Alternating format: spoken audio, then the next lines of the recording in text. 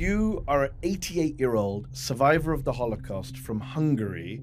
Do you believe what's happening in Gaza is a genocide? Don't talk with anyone who doubts it. Your father was sent to a concentration camp. My family lost 15 members to Auschwitz. How did you come across the issue of Palestine? As a result of my visit to Israel, to my horror, I found that every member of my family, they were all racist by then. There is something profoundly unsettling and profoundly important about hearing a Holocaust survivor speak on Gaza.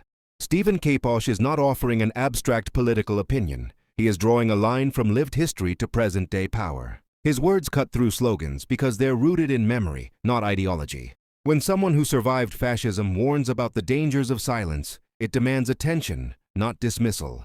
This isn't about equating histories or scoring points. It's about refusing to let trauma be selectively remembered. Politics becomes morally hollow when it stops listening to those who paid the highest price for history's failures.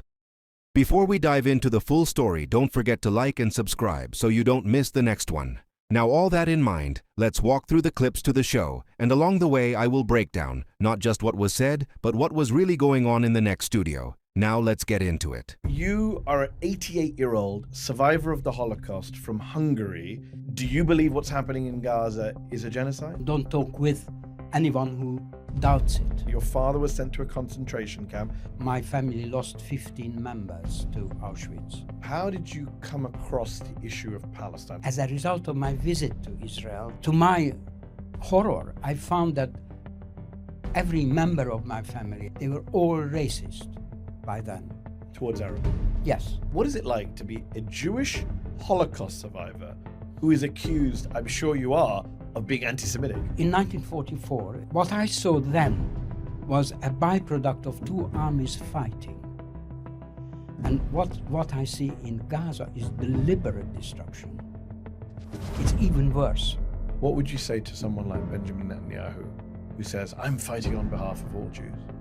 More than 2 years now, supporters of Israel have insisted that calling what's happening in Gaza a genocide is a modern-day blood libel against Jewish people. To accuse Jews, the victims of the greatest genocide of all time, of perpetrating a genocide against others, well, that's offensive. That's anti-Semitic, they say. Well, is it? The consensus of genocide scholars is that it is a genocide. But who better to ask about the genocide in Gaza? Not a genocide scholar, but an actual Holocaust survivor. Joining me now is 88-year-old Steven Kaposh. Steven, thanks so much for coming on Zeteo. Hello, thank you for inviting me. So you are an 88-year-old survivor of the Holocaust from Hungary, and you have been speaking out against what's happening in Gaza for over 2 years now here in the UK. You've become a very well-known activist at demonstrations, on the media. Yeah. Do you believe what's happening in Gaza is a genocide? Absolutely. In fact, I think it is so obvious that I really don't talk with anyone who doubts it, because it's an absolute red line. It's so obvious. You see people who deny the Gaza genocide akin to Holocaust deniers. You don't engage with them. They're deniers. Yes, correct. We have a small group, the Holocaust Survivor and Descendants Against the Genocide in Gaza. It's a long title, but it does explain what's on. It's an important name, I think. Yes. And we, as you probably know, we stand by the side of the big marches, and we have extremely warm reception invariably. People are sometimes quite moved by the fact. That's strange. I was told all these marches are anti-Semitic.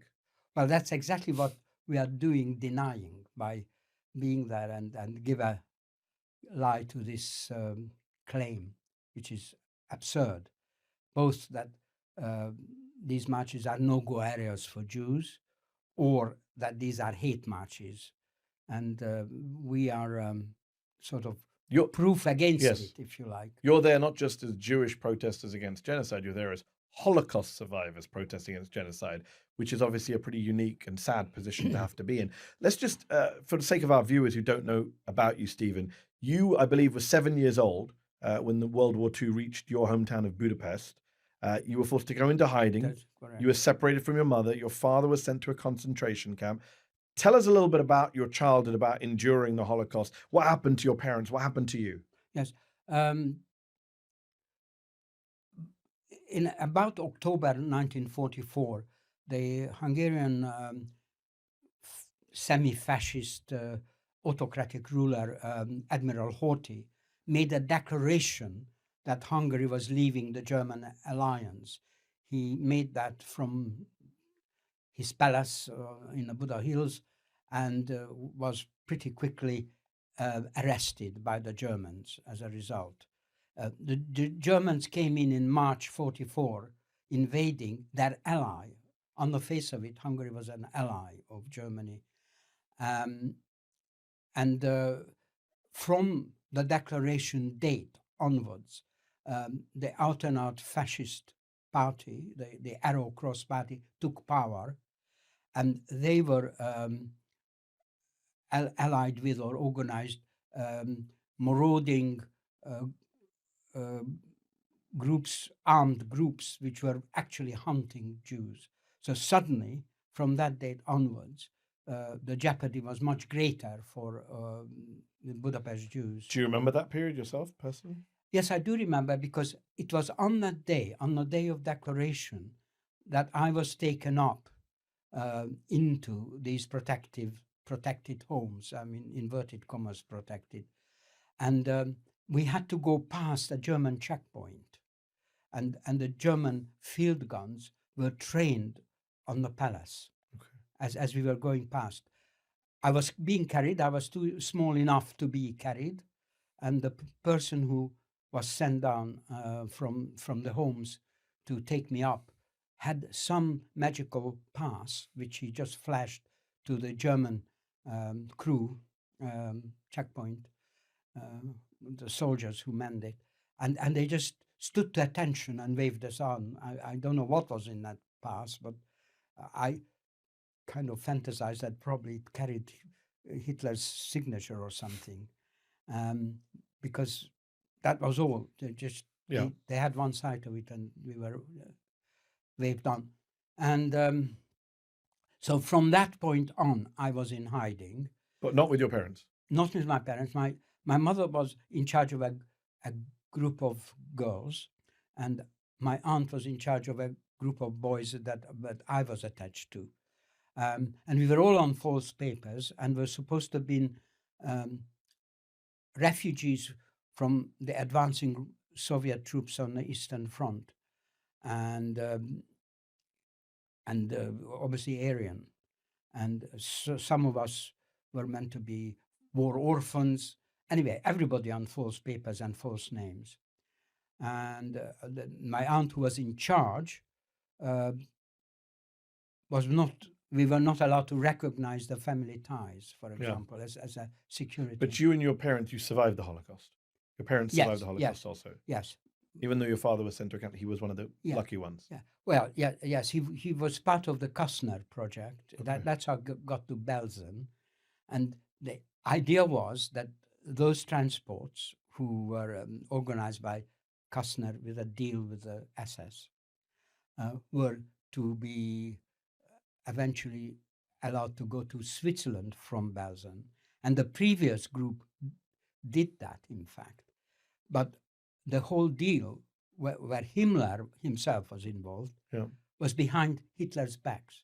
Okay. And when he discovered it, he stopped the whole thing. And in fact, Himmler was very nearly arrested at that time. So you say as a child you remember that period. It obviously influenced the way you grew up, influenced your entire worldview. I do wonder, how has your childhood influenced the way you view the genocide in Gaza today? Do you find that your own experience as a child enduring a genocide has made you identify more closely maybe with the children in Gaza? What do you make of what you've seen over the past 2 years? Yes. I mean, there has been othering and discrimination even before that critical date. For example, we all had, from a certain date on, we all had to wear the yellow star. Yeah. And I had to wear a yellow star, despite my young age. And I do remember that. Most of my experience at the time was rather mild because I was too young to understand the implications and the dangers. It was in retrospect Yes. that I sort of realized how awful everything was and how dangerous everything was. And of course, knowing that my family lost 15 members to Auschwitz. And that was an impact on me more than what I actually personally experienced. That was just Of course. part of it, if you like. So how did you come across the issue of Palestine? How long have you been involved in Palestine activism? Well, I think you're 88 years young right now. yeah. How long have you been involved in the struggle for Palestinian liberation as a supporter? Well, first I became, without sort of putting necessarily an active label on it, anti-Zionist as a result of my visit to Israel to visit my family. Some members of my family, in circuitous ways through Romania, ended up. What year was that you went to visit Israel? That was before the 67 war, Okay. quite early. And I was completely shocked at what I found there. And I think that was a critical influence on me. Interesting. Because to my horror, I found that every member of my family, and a number of aunts and cousins, etc., they were all racist by then. Towards Arabs. Yes, as they called them, not Palestinians. Indeed. And that really both horrified me, and I couldn't understand how it could happen. I now understand more about the impact of drip propaganda, Yeah. and also the kind of completely artificial fear that was created in them, that somehow they bought into the idea that unless they forcefully keep down the Arabs, they would be driven into the sea and the existential danger, which I am convinced was a complete lie. Yes. You go there before the 67 war, before the occupation of West Bank and Gaza. Did you ever imagine at the time that one day you, Steven Kaposh, former young child living through the Holocaust, would be at protests against Israel, saying the world's only Jewish state is now guilty of a genocide? What this conversation reveals is not just a clash of narratives, but a test of democratic values. An elderly Holocaust survivor being questioned, arrested, or smeared for peaceful protest should give any society pause. When governments respond to dissent with suspicion rather than dialogue, it signals insecurity, not strength. Kaposh's experience exposes how easily moral protest is reframed as disorder when it challenges power. You don't have to agree with every word he says to recognize the danger here. Free speech only matters when it protects voices that are inconvenient, uncomfortable, and impossible to neatly categorize. No, I wasn't aware of it at the time at all.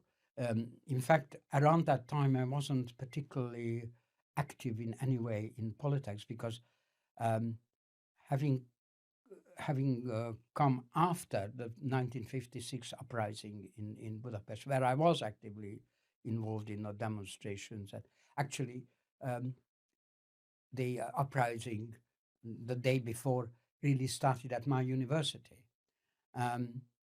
But I have been through so many political upheavals and changes that when I got to the UK in 56, I decided to concentrate on my profession rather than... So how do you rediscover Palestine and activism? Is it more recently, in the last 10, 15 years? Well, I think the critical experience was first the false anti-Semitism campaign inside the Labour Party. Okay, so the Jeremy Corbyn period. That's right. When I was horrified by the complete cynicism and I think deliberate lies that surrounded that campaign, using a false accusation of anti-Semitism against the left. Yes. And Jeremy Corbyn personally, but also his... And which has now continued into a general attack on pro-Palestine activists as being anti-Semitic. Yes. But that was the beginning of... Interesting. Of my... Were you a member of the Labour Party? Yes. Are you still a member of the Labour Party? No. This links to how I became active in the Palestine thing, because I resigned from the Labour Party when, having been asked by a left socialist group, SLN, to address them about the Holocaust on Holocaust Memorial Day about 3 years ago. And I said, yes, of course, I will, because there are very few witnesses left. Yes. And yes, I will talk to. They put out my name as being on a panel advertising it. And I immediately got a letter from the regional office of the Labour Party saying that, putting me on notice that if I go ahead with that engagement, I would be disciplinary investigations would start up against me. And I interpret that, knowing how those sort of things went in those days, as being thrown out. Yes. That there could be no other So you outcome. quit. I immediately resigned with a letter, and that letter went viral because I ended the letter saying that maybe these techniques of false accusation of anti-Semitism, etc., will work electorally in the short term. In the long term, it will be a matter of shame for the Labour Party. Well said. That it had to be the Labour Party who imported McCarthyism into this country. Well said. I like the idea that went pretty viral. I like the idea that an 85-year-old knows how to go viral. Yes. That's impressive. Well, I didn't know. It was just happened. No, I'm sure you do. Let me ask you this. What is it like to be a Jewish Holocaust survivor who is accused, I'm sure you are, of being anti-Semitic? I'm sure there are other Jewish people in the UK who say you're a self-hating Jew. You know, Jews who oppose what Israel are doing are often demonized, smeared as self-hating. What is it like for you as someone who literally survived the Holocaust to be accused of that? Well, I don't take any notice of it, to be honest. And the worst that I had was when I was speaking at a Camden meeting. While I was speaking, there was an anti-demonstration by Zionists, and somebody wrapped in the Israeli flag perched above me was calling me capo, capo repeatedly. Wow. I didn't hear it because I was speaking, but other colleagues immediately reported this to the police who were present, and this guy was arrested. It's interesting you mentioned the police because I believe the Met Police here in London brought you and 8 others in for questioning after you laid flowers at Trafalgar Square as part of a peaceful protest for Gaza. What did they bring you in for? What did they say you'd done wrong? Well, this was a day when the police acted completely differently from normal. We kind of, I think it's fairly safely assume, because of suggestions from above, from higher circles. But what did they say to you that you'd done wrong? The claim was the same as against Jeremy Corbyn and John McDonnell, who were on either side of me in that particular demonstration. The claim was that we went against a police order for the day, which was to remain static instead of marching. The original idea was to march towards the BBC to protest against their distorted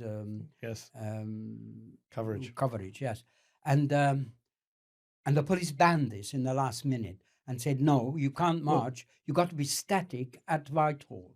And they took in an 88-year-old Holocaust survivor. What do you make of all these police rounding up of hundreds of Palestine Action protesters, little old ladies, grandmothers, priests, people in wheelchairs, blind people, a Labour government sending the police to do this? Did you ever think you'd see that in your lifetime as a survivor of fascism? No, that's absolutely amazing. It's an own goal, actually. Yes. And I am amazed at the capacity of the government to create own goals one after the other. They will never give up. It is going to be, there already was some 2,000 people in total have been so arrested, and it will continue, and it will, it's unmanageable. It's and very authoritarian. Yes. Well, that's one of my themes, actually, that as a conclusion from what I witnessed and so on, that fascism develops in stages, and it doesn't drop out of the sky. Yeah. And I think we are kind of dangerously on the way to various fascistic qualities, and So on that, we have to resist that. yes, right we do. now. On that note, when people say, for example, Donald Trump in the United States, what he is doing resembles what Germany looks like in the 1920s, 1930s. Is that a fair comparison? Absolutely. And also, I am very active to repeatedly try and break the taboo against comparison with the Israeli actions with the Nazi actions. So the IHRA definition, as you know, of Well, that's a anti-Semitism, catastrophe. very controversial definition of anti-Semitism, says comparing Israel's actions to the Nazis is a form of anti-Semitism. You reject that. Absolutely. It's a taboo which must be broken as often as possible. Do you think Israel's actions in Gaza are comparable to the Nazis? Yes, I think so. In quality, not in quantity, Yeah. because we are not yet in. Thankfully. And hope never will be in the millions. Well, Israeli soldiers are on record telling the Israeli newspapers, "I felt like a Nazi in Gaza." One of them told an Israeli newspaper. One of the comparisons I have is in 1944, the winter of 1944, we were not only in hiding from October to liberation, but also in double jeopardy, because it so happens that where the homes were was where the epicenter of the final fight between the German army and the Soviets was played out. And the front line moved through us. And we had to relocate several times in double jeopardy. Okay. Sometimes we were shot at because they couldn't distinguish between groups of course, dots in the snowfields or all that. And so when it was over and we finally came out of all that and looked around, because this is not typically was the greatest area of destruction, because it was the final fight. Because Budapest generally wasn't so destroyed, it was just in pockets. But just there, it was absolutely horrendous, with the royal castle burnt out, piles of rubble and glass and burnt out tanks and dead horses and dead soldiers and abandoned ammunition. Looked just like Gaza in certain shots. So you're reminded with the difference I keep pointing out, that what I saw then was a byproduct of two armies fighting. And what I see in Gaza is deliberate destruction. It's even worse. Well, there are a lot of people who will hear you say that and be outraged. A lot of Jewish people will say it is anti-Semitic. They will say it's over the top. You obviously have the privilege. It's a horrible privilege to have. I shouldn't use the word privilege. You have the horrible right to speak on this as a Holocaust survivor. You can say certain things that other people can't say by virtue of the fact that you did survive the Holocaust. But let me ask you this. What do you make of the battles within the Jewish community over this issue? I know you sometimes go to protest with your daughter and your granddaughter. Do you see a generational change amongst British Jews when it comes to Israel and attitudes to Israel? Yes, I think it's growing. And I protest against, and we all protest, left-wing Jews protest against the Board of Deputies and the JLM. And these are British Jewish communal organizations. Claiming that they speak for the Jewish community. There isn't a homogeneous Jewish community. There are Zionist groups, and there are completely different socialist left-wing Jews. And they, the Board of Deputies, don't speak for the whole community. It's a myth that there is a so-called Jewish community. There are several communities. But you would accept you're a minority within the British Jewish community. Well, I'm not so sure about that. Interesting. Actually, I'm sure others have done research, etc. But in a circles where I move, Yeah. the left-wing view is dominant. There are those Jews who say always with the oppressed, never with the oppressor. And there are many who subscribe to that. What would you say to someone like Benjamin Netanyahu, who says, I'm fighting on behalf of all Jews?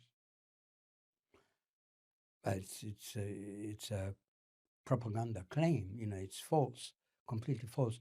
I heard him speak in a snippet at Yad Vashem when he said, never again is now, with a reference to use again the Holocaust for a cover for a basis for the impunity that they seem to have or claim. And for us, never again has a completely different meaning. The left Jews, we think that the conclusion from never again is that this kind of horror of the Holocaust should not be ever visited to any other nation or faith or group or ethnicity. And it has been done to Gaza by Israel. And yes. Steven Kaposh, we'll have to leave it there. Thank you so much for your time. Perhaps the most challenging part of this interview is the refusal to accept that identity should shield authority from criticism. Kaposh rejects the idea that speaking out makes him disloyal or hateful, and that alone unsettles a deeply ingrained narrative. His position forces a harder question. Can moral opposition exist without being weaponized as betrayal? Democracies depend on the answer being yes. When criticism is silenced by accusation instead of addressed with facts, public debate collapses. Moral consistency isn't about who you are. It's about whether the same principles apply when it becomes politically inconvenient.